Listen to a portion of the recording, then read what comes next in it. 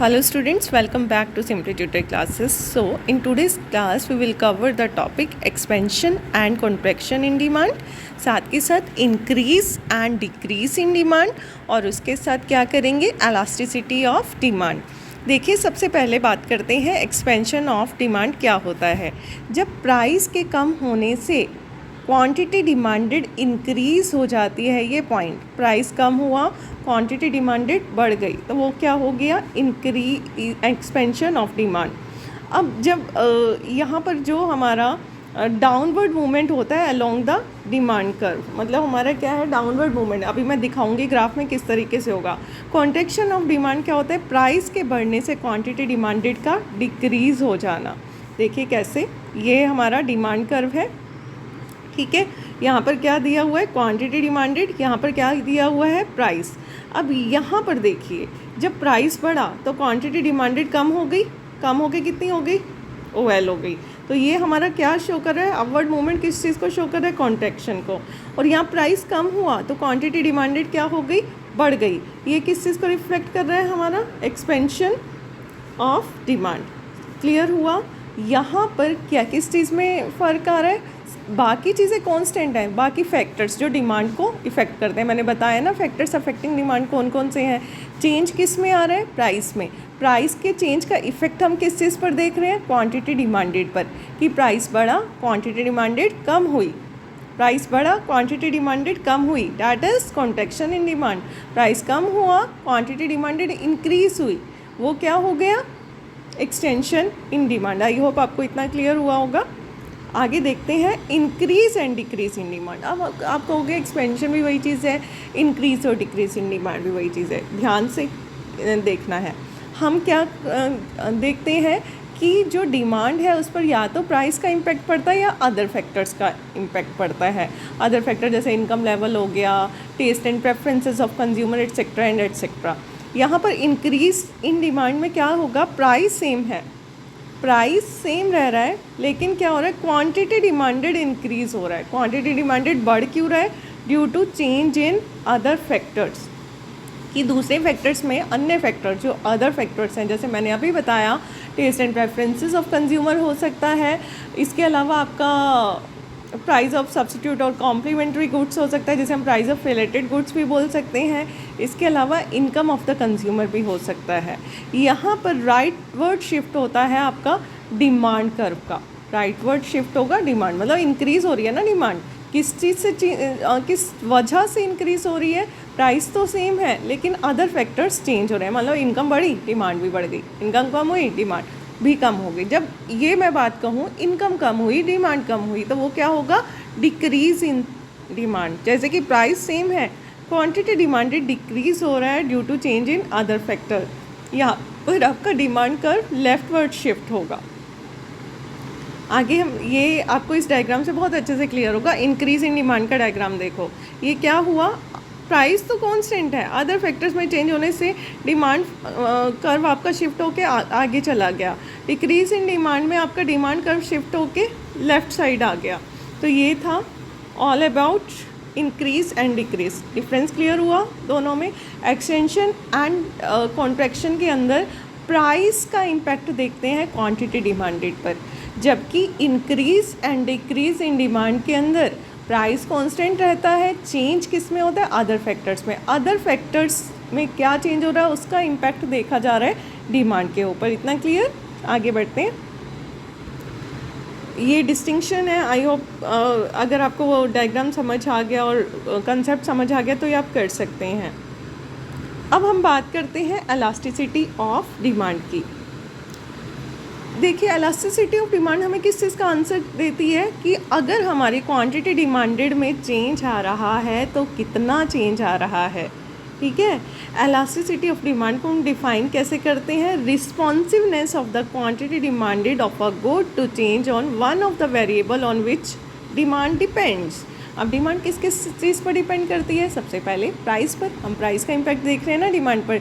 दूसरा इनकम पर डिपेंड करती है, और तीसरा किस पर, रिलेटेड गुड्स पर डिपेंड करती है, एडवर्टीजमेंट पर डिपेंड करती है। तो अलग अलग तरह की हमारी इलास्टिसिटी, जैसे इलास्टिसिटी का फॉर्मूला क्या होगा, percentage change in quantity demanded by percentage change in one of the variable on which demand depends. अब देखिए बेसिकली जो हम पढ़ते हैं ना इलास्टिसिटी, वो 3 तरह की पढ़ते हैं, इससे ज़्यादा भी होती हैं जैसे एडवर्टीजमेंट इलास्टिसिटी एटसेट्रा एटसेट्रा, लेकिन यहाँ हम पढ़ेंगे 3 तरह की, price elasticity, income elasticity and cross elasticity. चलिए एक एक करके बात करते हैं। सबसे पहले हम बात करते हैं प्राइस इलास्टिसिटी ऑफ डिमांड, मतलब क्वांटिटी डिमांडेड की चेंज होने की वजह क्या है यहाँ पर हमारा है प्राइस इलास्टिसिटी ऑफ डिमांड हो गया ना। तो प्राइस इलास्टिसिटी ऑफ डिमांड क्या मेज़र करता है, it is measured as a percentage change in quantity demanded divided by the percentage change in price. मतलब एक पर्टिकुलर परसेंटेज प्राइस में चेंज होने से क्वांटिटी डिमांडेड में कितने परसेंट से चेंज आया, वो किस चीज़ से रिफ्लेक्ट हो रहा है, हमारा elasticity, price elasticity of demand. Formula क्या हो जाएगा, percentage change in quantity demanded का change in quantity divided by change in price, multiply करेंगे original price divided by original quantity. देखिए change in quantity by original quantity अगर हम करते हैं ना तो वो होता है हमारा परसेंटेज चेंज इन क्वांटिटी। इसी तरीके से परसेंटेज चेंज इन प्राइस निकाले तो change in price divided by original price. Mathematical calculation करोगे तो आपका ये फॉर्मूला निकल कर आएगा। ये आपका फॉर्मूले के फॉर्म में रिफ्लेक्ट कर दिया, चेंज को इस तरीके से शो कर दिया इन्होंने ट्रायंगल फॉर्म में इनटू P/Q। देखिए इलास्टिसिटी ऑफ प्राइस, ये ध्यान देने योग्य बात है कि हमेशा क्या होगी, नेगेटिव होगी। क्यों नेगेटिव होगी, क्योंकि इन्वर्स रिलेशनशिप होता है प्राइस और क्वांटिटी डिमांडेड का। प्राइस बढ़ेगा, क्वांटिटी डिमांडेड कम होगी, प्राइस कम होगा, क्वांटिटी डिमांडेड इंक्रीज हो जाएगी।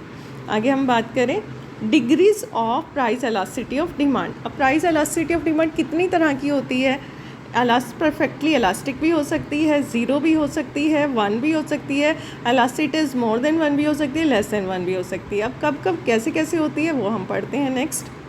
परफेक्टली इलास्टिक डिमांड को हम परफेक्टली इलास्टिक तब बोलेंगे जब प्राइस में थोड़ा सा चेंज होने से, मैंने क्या बोला, प्राइस में थोड़ा सा चेंज होने से इनफाइनाइट चेंज आ जाए डिमांड में, तो वो हो जाती है परफेक्टली इलास्टिक डिमांड। ठीक है। दूसरा होता है very little rise in price cause the demand to fall to 0। ये इनफाइनाइट का है। इनफाइनाइट में देखो थोड़ा सा चेंज हुआ, डिमांड कहाँ पहुँच गई, कि प्राइस हल्का सा आपका चेंज हुआ। Very little rise in price cause the demand to fall, कि थोड़ा सा प्राइस बढ़ा, डिमांड एकदम 30 से कम होके 10 पर आ गई। थोड़ा सा प्राइस कम हुआ, डिमांड एकदम बढ़ गई, बहुत ज़्यादा बढ़ गई। मतलब यहाँ पर क्या है, अब थोड़ा सा प्राइस चेंज होने से, ये लिखा very little rise in price cause the demand to fall to 0 and a very little fall in price cause the demand to extend to infinite. Under perfect competition demand curve क्या होगा, perfectly elastic होगा। आगे perfectly inelastic demand, इसके अंदर क्या होगा, perfectly inelastic demand के अंदर इन विच वन क्या बताया, perfectly inelastic demand is one in which change in price produces no change in the quantity demanded.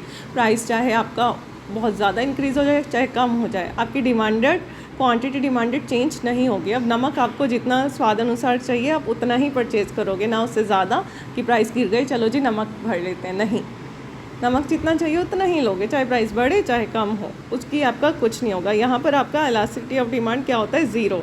ये रिफ्लेक्ट हो रहा है यहाँ पर आपका डिमांड कर्व, प्राइस बढ़े कम हो कोई फ़र्क नहीं पड़ रहा, डिमांड उतने की उतनी है। उसके बाद आता है यूनिटरी इलास्टिक डिमांड। अब यूनिटरी इलास्टिक डिमांड क्या होगा, यूनिटरी इलास्टिक डिमांड क्या होता है, जब परसेंटेज चेंज इन प्राइस क्या करता है, इक्वल ही चेंज लेकर आता है परसेंटेज चेंज इन डिमांड। मतलब percentage change in price equal होगा परसेंटेज चेंज इन डिमांड के, जितना परसेंट से प्राइस चेंज होगा उतने ही परसेंट से आपकी क्या होगी, डिमांड चेंज होगी। यहाँ पर आपका डिमांड कर्व क्या होगा, रेक्टेंगुलर हाइपरबोला। मतलब ये देखो प्राइस आपका जितना परसेंट से आपका प्राइस बढ़ा उतने से आपकी क्या हो गई, डिमांड कम हो गई। यहाँ प्राइस बढ़ा आपका ओपी और एकदम डिमांड आपकी ओएम हो गई, प्राइस कम हुआ ओटी आपकी डिमांड बढ़ गई ON, मतलब इक्वल परसेंटेज चेंज आ रहा है. Percentage change in quantity demanded is equal to percentage change in price, then that is called unitary elasticity of demand. बढ़े आगे. आगे है greater than unitary elastic. Greater than unitary elastic क्या होगा कि जब percentage change in price is much more than percentage change in demand. मतलब percentage यहाँ लिख दूँ, change in demand is more than percentage change in price, than that is called more than unit elastic. यहाँ पर जो आपका demand curve होगा ना, वो उसको हम जो एलास्टिसिटी ऑफ डिमांड होगी, एक तो ग्रेटर देन 1 होगी और वो थोड़ा सा ऐसे स्लीट होगा. देखिए ज़्यादा है, मतलब इसका स्लोप ज़्यादा होगा. ठीक है. उसके बाद हम बात करें less than unitary elastic. Less than unitary elastic कब होगा? जब परसेंटेज चेंज इन प्राइस क्या होगा? Percentage change in price produces relatively less percentage change in demand. मतलब प्राइस में आपके ज़्यादा चेंज हो रहा है लेकिन क्वांटिटी डिमांडेड में आपका कम चेंज हो रहा है. यहाँ पर आपकी elasticity of demand less than 1 होती है. यहाँ एलास्टिसिटी ऑफ डिमांड क्या होगी? 1 से कम होगी. देखिए यहाँ पर प्राइस कम होकर OP से कितना हुआ? OT. और जो डिमांड है वो देखिए पहले OM थी, प्राइस कम हुआ OT, तो डिमांड थोड़ी सी इंक्रीज़ हुई है. कंपैरेटिव प्राइस से कम चेंज हुई है. मतलब यहाँ पर percentage change in quantity demanded is less than percentage change in price, and that is called less than unitary elastic demand. इतना क्लियर? तो देखिए इसके बाद आता है हमारा कि हम कौन कौन से मेथड्स हैं जिसके ज़रिए हम अपना एलास्टिसिटी ऑफ डिमांड निकाल सकते हैं. अभी तक तो मैंने आपको बताया एलास्टिसिटी ऑफ डिमांड कितनी तरह की होती है. आज की क्लास में हम इतना ही कवर करेंगे. नेक्स्ट क्लास में हम कवर करेंगे कि हम ये एलास्टिसिटी कौन कौन सी टेक्निक से, कौन कौन से मेथड से हम निकाल सकते हैं. और दूसरा हम ये भी देखेंगे कि हमारा क्रॉस एलास्टिसिटी ऑफ डिमांड क्या होता है, इनकम एलास्टिसिटी ऑफ डिमांड क्या होता है. इसके साथ ही हम आज की क्लास यहीं वाइंड अप करते हैं. कोई भी डाउट या प्रॉब्लम हो तो आप अपना कमेंट बॉक्स में क्वेरी डालकर पूछ सकते हैं. Thank you so much.